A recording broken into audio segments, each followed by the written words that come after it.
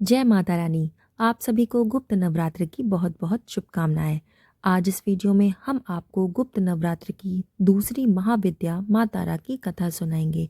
कथा सुनाने से पहले अगर आप चैनल पर नए हैं तो चैनल को सब्सक्राइब कर लीजिए। कथा पसंद आए तो लाइक और शेयर ज़रूर कर दीजिएगा और कमेंट में जय माता दी लिखना ना भूलिएगा। तो चलिए शुरू करते हैं माँ तारा की कथा। गुप्त नवरात्र के दूसरे दिन माँ तारा की पूजा की जाती है। माँ तारा जीवन में आने वाली सभी विपत्तियों और परेशानियों से छुटकारा दिलाती हैं। माँ तारा की साधना पूर्ण रूप से अघोरी साधना होती है। माँ तारा की साधना करने से मनुष्य को लौकिक सुखों के साथ साथ शांति और समृद्धि भी प्राप्त होती है। इसके अलावा माँ तारा धन से जुड़ी समस्याओं को भी दूर करती हैं। साथ ही वे मुक्ति को प्रदान देने वाली देवी हैं।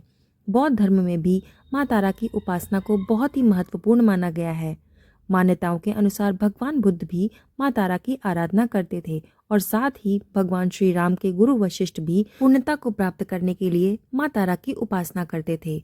शास्त्रों में बताया गया है कि भगवान शिव और महापंडित रावण भी माँ तारा की उपासना करते थे। मान्यताओं के अनुसार जिसका उद्धार भगवान शिव भी नहीं कर पाते थे, माँ तारा उनका उद्धार कर देती थी। इस प्रकार से जो भी मनुष्य पूरी श्रद्धा और भक्ति के साथ माँ तारा की पूजा अर्चना करता है, माता उनके भक्तों की पुकार जरूर सुनती हैं।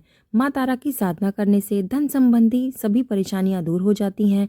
इसके साथ ही दिव्य सिद्धियां भी प्राप्त होती हैं। शास्त्रों में माँ तारा को 10 महाविद्याओं की दूसरी विद्या बताया गया है। ऐसा माना जाता है कि माँ तारा का स्वरूप माँ काली के समान होता है। अगर कोई व्यक्ति तांत्रिक शक्तियों को प्राप्त करना चाहता है तो उसे माँ तारा की विशेष साधना करनी चाहिए।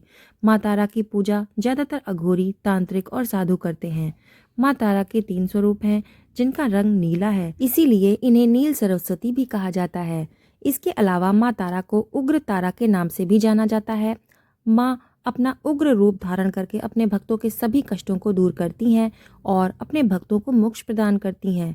माँ तारा की पूजा करने से काम, क्रोध, मोह तथा लोभ से भी छुटकारा मिल जाता है। माँ तारा के तीसरे स्वरूप का नाम है एक जटा। माँ तारा का पहला रूप है उग्र तारा।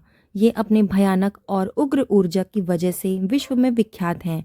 माँ उग्र तारा के अंदर समस्त तामसिक गुण मौजूद हैं और ये अपने भक्त की कठिन से कठिन परिस्थितियों में भी सहायता करती हैं। उग्र तारा किसी भी प्रकार के संकटों का नाश करती हैं और साथ ही बुद्धि बल विवेक को जागृत करके अपने भक्तों को विनाशकारी परिस्थितियों में भी पथ प्रदर्शन करती हैं और उनकी सहायता करती हैं। माँ तारा का जो दूसरा स्वरूप है उसका नाम है नील सरस्वती। माँ तारा के इस स्वरूप में पूरे ब्रह्मांड का ज्ञान समाहित है। माँ नील सरस्वती आयुर्वेद, ज्योतिष, विज्ञान या कुछ और भी अज्ञात ज्ञान जो कि सामान्य बुद्धि के व्यक्ति के समझ से परे है, इन सभी चीजों को एकत्र करने के पश्चात जो स्वरूप बनेगा और जो ऊर्जा उत्पन्न होगी वो देवी हैं नील सरस्वती देवी। नील सरस्वती देवी राजसिक गुणों से संपन्न है। नील सरस्वती अपने ज्ञान और ऊर्जा से ज्वलंत शव को भी शिव का रूप देने में सक्षम है। माता का तीसरा स्वरूप है एक जटा। देवी एक जटा मोक्ष प्रदान करने वाली देवी हैं। माता का ये स्वरूप सत्वगुणी है। देवी एक जटा शिव को अपनी जटाओं में धारण करके उन्हें मोक्ष प्रदान करने वाली हैं। एक जटा देवी अपने भक्तों को मृत्यु के पश्चात अपनी जटा में स्थान देती हैं और साथ ही मोक्ष प्रदान करती हैं। तो चलिए अब सुनते हैं माँ तारा की कथा। पौराणिक कथा के अनुसार देवी तारा का जन्म मेरु पर्वत के पश्चिम भाग में चोलना नदी के किनारे पर हुआ। देवी तारा की उत्पत्ति तट पर हुई है। ग्रीव नाम के दैत्य के वध हेतु माँ महाकाली ने ही नील वर्ण धारण किया था। महाकाल संहिता के अनुसार चैत्र शुक्ल अष्टमी तिथि में देवी तारा प्रकट हुई थीं। इस कारण ये तिथि तारा अष्टमी कहलाती है। चैत्र शुक्ल नवमी की रात्रि तारा रात्रि कहलाती है। सबसे पहले स्वर्गलोक के रत्नदीप में वैदिक कल्पोक्त तथ्यों तथा वाक्यों को देवी काली के मुख से सुनकर शिवजी अपनी पत्नी पर बहुत प्रसन्न हुए। शिवजी ने मां पार्वती को बताया कि आदिकाल में भयंकर रावण का विनाश किया, तब आपका वो स्वरूप तारा के नाम से विख्यात हुआ। उस समय आपका रूप बहुत विकराल था। आपका ये रूप देखकर देवी देवता सभी भयभीत हो गए थे। अपने इस विकराल रूप में आप नग्न अवस्था में थीं, इसलिए आपकी लज्जा के लिए ब्रह्मा जी ने आपको व्याघ्र चर्म प्रदान किया था। इसी कारण से आप लंबोदरी के नाम से विख्यात हुई थीं। तारा रहस्य तंत्र के अनुसार भगवान राम केवल निमित्त मात्र ही थे।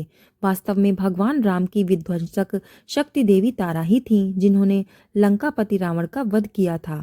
कथा समाप्त। जय माँ तारा। माँ तारा आप सभी की सभी मनोकामनाएं पूर्ण करें। कथा को लाइक कर दीजिएगा और कमेंट में जय माँ तारा लिखना ना भूलिएगा। चैनल पर नए हैं तो सब्सक्राइब करके इस वीडियो को ज़्यादा से ज़्यादा शेयर कर दीजिएगा। तो चलिए मिलते हैं अगली कथा के साथ, तब तक के लिए धन्यवाद।